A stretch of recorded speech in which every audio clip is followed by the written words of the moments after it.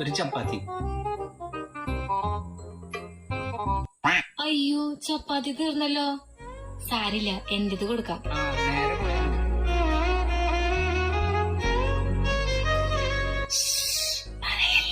എന്താ വിഷു കുശൂന്ന്? ഒരു ചപ്പാത്തി അവൻ എക്സ്ട്രാ ഉണ്ടാക്കി കൊടുത്തൂടെ?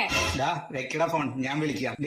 കഷ്ടപ്പെട്ട് ഈ വീട്ടിലോട്ട് സമ്പാദിച്ചു പറഞ്ഞ നിനക്ക് ഒരു എക്സ്ട്രാ ചപ്പാത്തി ഉണ്ടായിക്കൂടെ? ഞാൻ നിന്റെ എച്ചിൽ ചപ്പാത്തി കഴിക്കണം.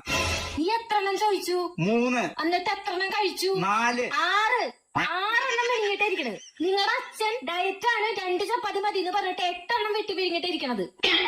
എന്റെ അച്ഛനെ പറയരുത്. എന്റെ അച്ഛൻ എനിക്ക് വേണ്ടി എന്തും ചെയ്യും.